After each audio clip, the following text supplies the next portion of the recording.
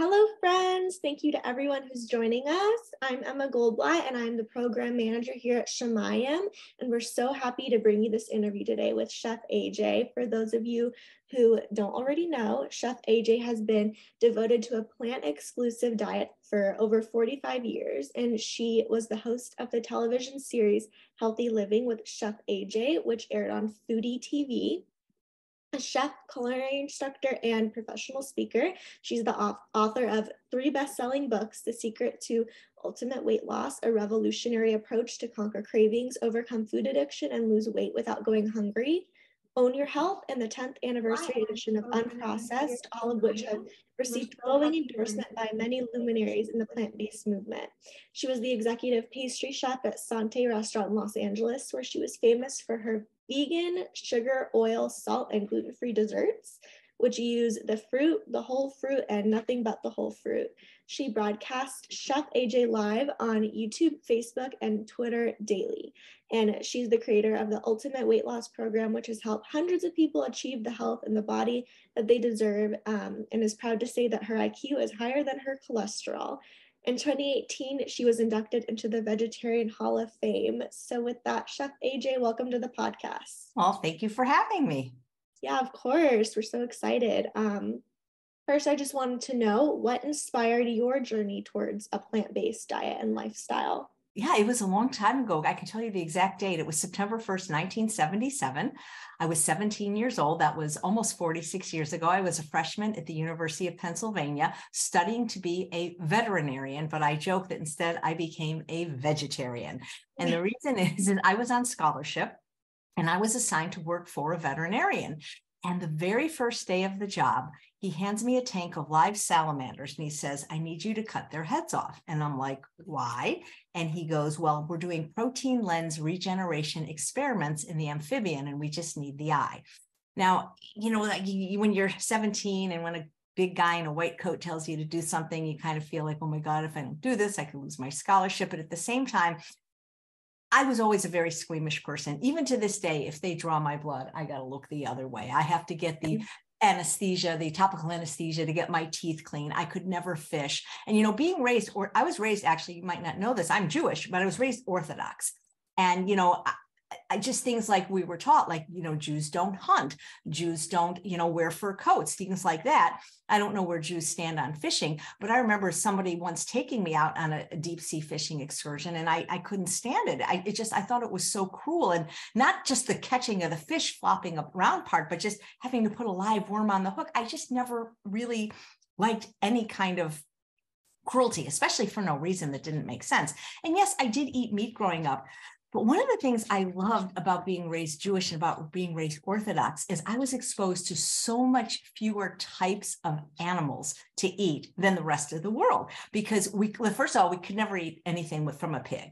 And so people just think people that eat pigs seem to love bacon. I mean, that's like, you know, people just, I could never give up bacon. Well, if people like bacon, it's not because you're eating a pig, it's because you're eating sugar, fat, and salt. You could do the same thing with tempeh or tofu or eggplant.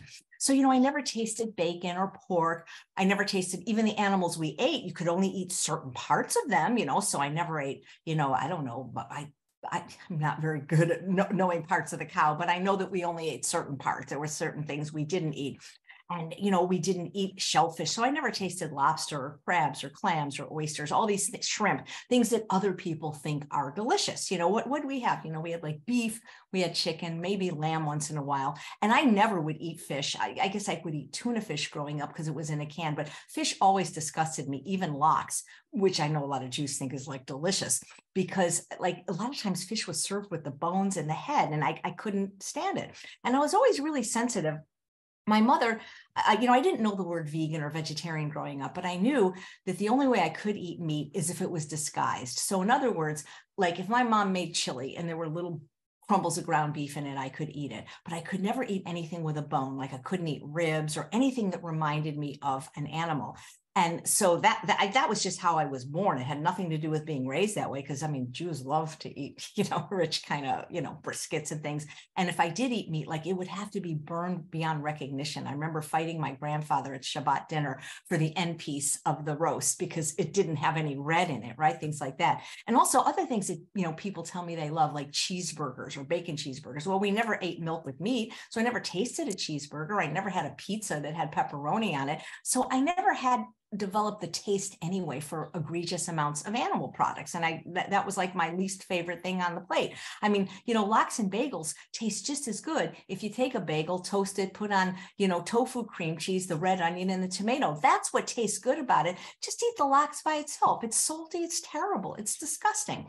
So anyway, so that's a long story to tell you about how this happened, but I had to set the stage for, I wasn't somebody that was like, I didn't feel like I was giving anything up.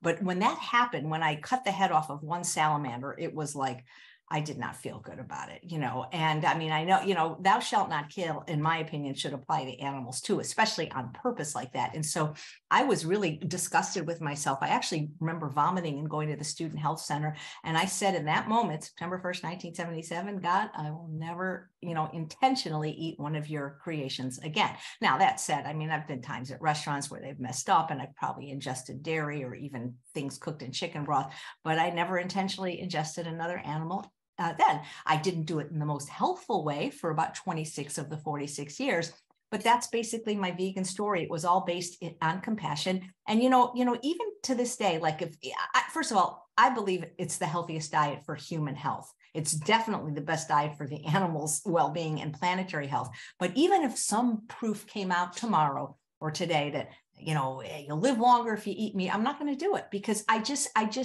don't believe that God put animals there for us to eat. You can interpret the Bible, the Torah, any way you want. It's subject to people's interpretation. But I go back to what is it? Is it Genesis? It's 3.18. Is it Genesis saying, I've given you every fruit tree and bearing seed? It's all you need, people. You never need to eat animals. That's my opinion. Yeah, definitely. I had a very similar upbringing where my dad was vegan.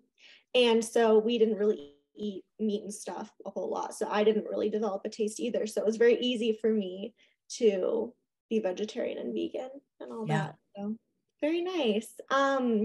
Well, can you tell us about the kind of work that you do and like anything new you have going on? Yeah, absolutely. Can I say one more thing about what you just said? Because this is what I never understood about the Jewish religion is, the way that they killed the cow supposed to be like more humane. Like I never understood that because how is that, the end result is the same and things like that. But so what I'm doing now is what I've been doing for the last 3 years is when the pandemic began, I'm an author. I've written 4 books and I've got one or two coming out in the near future. And so I would travel a lot, sometimes weekly, to speak at like medical conferences, cruise ships, spas, and like at Veg Fest kind of thing. So when the pandemic happened, all the travel stopped for probably a good 2 years. And so I didn't know what I was going to do. And so I remember on the day that our governor in California said we had to shelter in place, it was March 20th, 2022. I went live on Facebook like you're doing now, but it was also on YouTube because I have this technology where I go on Facebook, Twitter, and YouTube all at the same time. It's called Restream. And I thought I was going live to at that time I had a private membership group, but I pushed the wrong button. It went everywhere. And there was like 600 people watching. And I thought, wow, people really didn't know what was happening. People were scared and people seemed to want a real sense of connection. And plus a lot of people were home and had time to watch. I did this for a couple of days and I realized I'm going to run out of things to say and it's going to be pretty boring if it's me. But since I had spent so many years, really since 2009, being on the speaker circuit, I'd met so many wonderful people in the plant-based world, doctors and dietitians and chefs.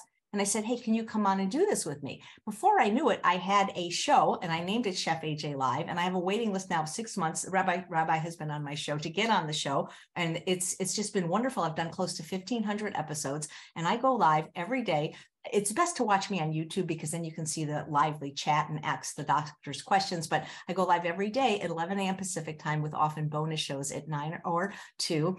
And I've met the most fabulous people from all over the world that probably if I had continued to travel, we may never have crossed paths. So it's been really wonderful and inspiring. So that's, I would say, like my main job now, but I still teach my classes on weight loss and food addiction. I do a lot of cooking classes virtually for many doctors like Dr. McDougall, or for Kaiser Permanente, or just for, private people where, oh, this is the fun thing that I started doing. So, I mean, yes, of course, nobody wants a pandemic and nobody wants people to die, but I saw the pandemic as a huge gift to many people and a huge opportunity to finally get quiet and just really, there was so much to learn about yourself and what you wanted from life.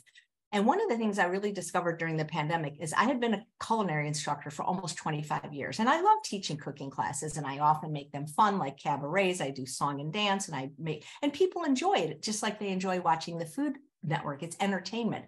But I don't feel that people really learn by watching. I feel they learn by doing. You can get some tips by watching pros play tennis, but if you want to be a good tennis player, you have to get on the court. And so I feel like that I wasn't really helping people become better at their own food preparation or increasing their kitchen fitness by just having me watching me do the recipes, because I'm very proficient in it and you might enjoy it, but are you really learning? So during the pandemic, I started teaching interactive cooking classes. I was first doing it with a company. General Electric had a company called Chibo, and I would sell out every time. The limit was 100. And they could see me, but I couldn't see them. But they could ask me a question in real time while they were cooking with me by pushing a little buzzer. Well, it was a little frustrating because here I am cooking and my hands are dirty, and then I got to go push and I like the idea, but it's like, it just felt like it could be improved. And when Chibo stopped doing it, I said, well, I'm going to do this on my own. But instead of having, an unlimited or a large amount of people, I'm going to do small classes on Zoom where I can see them cook, because so many people were saying, well, why does it look like this? And I'm like, I don't know, I can't see it. So what I do now, and I do these interactive cooking classes where 1 week for 3 hours, I make all the recipes and they can watch without me seeing them, but they can ask questions, and type it in. And then the next week they make the recipes and I watch them on Zoom. And it's just been a wonderful experience. Last Saturday, I had an 8-year-old boy in my class holding up a sign on Zoom saying he loved me. And it was just like the most heartwarming thing. And then I brought him on camera and we talked, and he wanted to be a chef. And if an 8-year-old can make this healthy, sugar-free, vegan, sugar-free German chocolate cake, it's like, you got no excuse to not being able to eat healthy. So that's what I've been up to. And of course, still writing my next book, which I'm hoping to be a New York Times bestseller, because I don't want to say it's my last chance, but I'm going to be 65, and not that I'm going to slow down, but I'm writing a compilation of all my desserts, because when I lived in Los Angeles, I was the executive pastry chef at Sante Restaurant. And so I really wanted a book that would be like hardcover, picture for every recipe. So unless you've written a book, you just have no idea. It takes a while to do it. I'm sure. It sounds like you have so much going on, and I was looking over all the content that you create specifically on YouTube, and I was amazed at there is a plethora of videos and different topics that like anyone, no matter what they're interested in, can find some way to connect it to like plant-based eating, and it's awesome. I try to be very inclusive, and I really try to never turn people down that want to be on my show, unless we're like promoting animal products or something like that. Mm-hmm. Most of the guests are vegan, and the audience seems to prefer that. But it's fun. I try to get the fitness, the nutrition. People love. I'll tell you, the doctors. That's like people just love doctors' questions. That always seems to get the most views. For sure. Awesome. Well, lastly, I wanted to just know about how important you believe it is for people to go vegan, and how we can best inspire people to at least consider adopting a plant-based lifestyle. Yeah. Okay, so I think it's crucially important in this time in human history. I know there's some people that like to bury their head in the sand and pretend that global warming isn't real, but our planet is on fire. And if people have a very hard time looking into their own future and thinking about their children and grandchildren, especially if they don't have any at the time. That's why people procrastinate, because people really have trouble as a species looking into the future. But the reality is things may seem okay now, but your grandchildren are not going to have a planet to even live on if people don't start making changes and going vegan, or at least drastically reducing the amount of animal products. But going vegan would, of course, be the best bet for your health and, of course, for animal health. You know, animal cruelty doesn't seem to be a big sell for most people, except for people like myself that are ethical vegans that have that innate compassion. You know, you can't legislate compassion. You can't legislate kindness. And I was thinking about this because I don't talk about this a lot because I like to kind of keep some aspects of my private life private, but I'm a big believer in doing volunteer work. I always have. And, you know, I was once told by somebody that volunteer work is the rent you pay for the privilege of living on earth. And this more recent volunteer job that I have has to do with children that have been severely traumatized and abused. And the thing is the stuff that has happened to them in their first 8 years of life is unconscionable. And when I think, well, if humans can do that to like their children, like, how are we going to tell people, well, you know, be nice to this cow? You know, I don't understand the world and why there is so much cruelty and such a lack of kindness. And even if you legislate laws, I mean, you know, we have a law that you're not supposed to kill people. That doesn't stop them from killing people. So I don't know how to get people to change. I find that, at least, and this is, I mean, it's kind of sad, but it's also kind of hopeful that up until the movie Forks Over Knives, I had a very hard time convincing. And by the way, you can't convince anyone, because there's a saying, a man convinced against his will is of the same opinion still. You cannot change somebody's diet. You cannot change their religion, their political leanings. You can give them information. I think it's even harder with diet than politics or religion in some ways. But the thing is now I just lost my train of thought. What was I saying? I'm saying too much about, okay.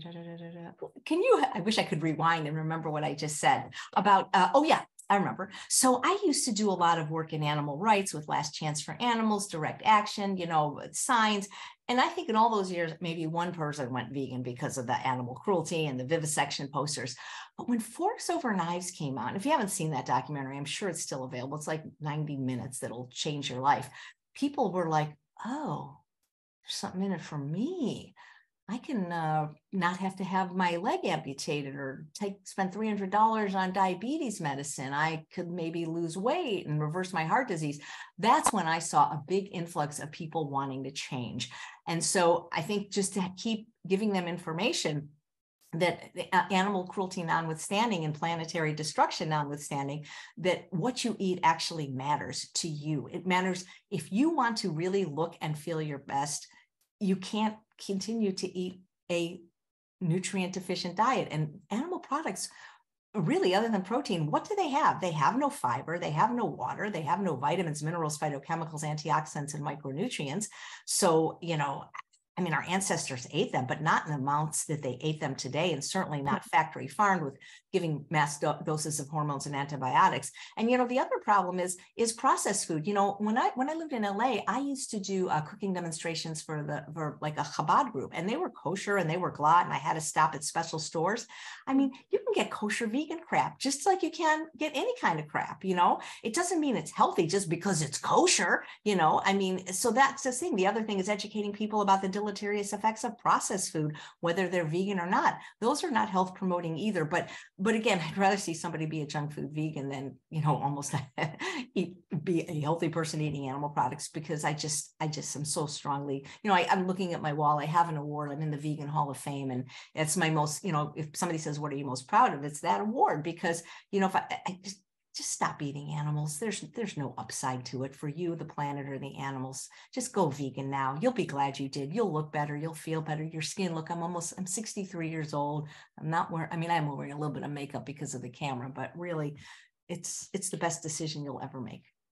Absolutely. I totally agree. My dad is 73 and he is not on one single medication. He still works full time. He works out every day. So for me, that's the best inspiration for sure. Well, thank you so much for sharing. It was a pleasure to talk to you, and everyone go check out Chef AJ's website and book and everything she's doing. She has so many interesting YouTube videos, so I think you'll love it. And thank you so much. Thanks, everyone. L'chaim. Bye. Bye-bye. Take care.